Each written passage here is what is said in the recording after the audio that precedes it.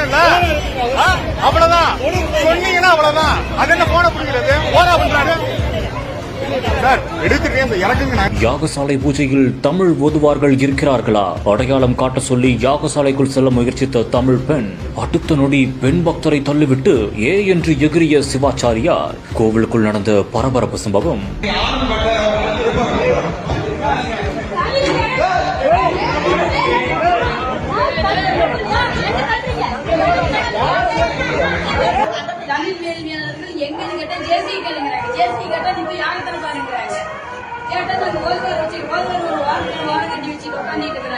இருந்தும் நம்மளுக்கு நிகழ்ந்து தமிழ் மண்ணில தமிழ்நாட்டுல மூத்த மொழி முதல் மொழி பாராளுமன்றத்துல கொண்டு போய் செங்கோலை கொடுத்துட்டு பிரதமர் போற பக்கம்லாம் தமிழ் வாழ்க தமிழ் வாழ்கிறாரு.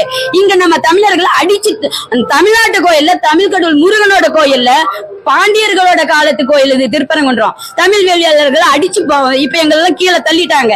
பத்திரிகையாளர் அந்த வீடியோவை எடுக்கும் போது பத்திரிகையாளரையும் அடிச்சு கீழே தள்ளுறாங்க. இந்த அளவுக்கு இன்னைக்கு நாட்டுல அராஜகம் இருக்குது. எங்களுக்கு அச்சமா இருக்குது.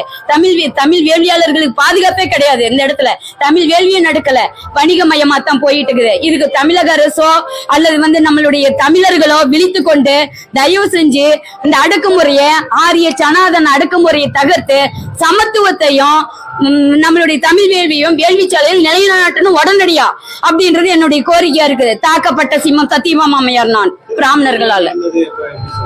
திருச்செந்தூர்ல கேரளா பார்ப்பன நம்பூதிரிகளை கூட்டு மூலக்கருவறையில வேள்வி நடத்திட்டு தமிழ்ல தான் நடத்தணும் ஏமாத்தினாங்க. ஆதீனங்கள் கூட தமிழ் ஆதீனங்கள் கூட இருக்கிறாங்க. அவங்க கையால தண்ணி ஊத்தல. அதே மாதிரி வெளியில இருக்கக்கூடிய யாகசாலையை நடத்துறது எல்லாம் நாங்க கூடவே இருந்து கவனிச்சோம். ராஜாபட்டர் பிச்சை குருக்களான சிவாச்சாரியானா நம்ம தமிழர் நினைக்கிறோம் கிடையாது. சமஸ்கிருத பாடசாலை பார்ப்பனர்களே அவங்கள வச்சு நாங்க சிவாச்சாரியாரை வச்சு நடத்தணும் போடுறாங்க. இல்ல பட்டர்ன்றது அவங்க ஜாதி பெயரு. அப்ப எந்த தமிழரை வேள்வி நடத்த போட்டோன்னு தமிழர் இன்ன தமிழர் நடத்தினாங்க வேள்வி, இன்ன தமிழர் கையால அருள்நீர் கூட மேல கோபுரத்தை கொண்டு போய் ஊத்தணும், இந்த தமிழரால நம்ம மூலக்கருவறைக்கு ஊத்தணும்னு சொல்லிட்டு அரசு அர்ச்சகர் நீங்க வளர்த்திருக்கிறீங்களா? 10 ஆண்டு வேலை முடிச்சுட்டு வேலை இல்லாம படிச்சு முடிச்சுட்டு கிடக்குறாங்களே அவங்களையாவது அடையாளம் காட்டுங்க. எங்களை போல இருக்கிறவங்களையாவது அடையாளம் காட்டுங்க. தமிழ் ஆதீனங்கள் அதே திருச்செந்தூர்ல எல்லாம் புறந்தள்ளி வெளியில யாகசாலைக்கு வெளியில தான் கிடந்தாங்க. ஒருத்தருமே யாகசாலைக்குள்ள போய் உட்காந்து வேள்வி நடத்தல. இதுதான் நடந்தது. நீங்க அந்த காணொலிகளை பார்த்தாலே தெரியும்.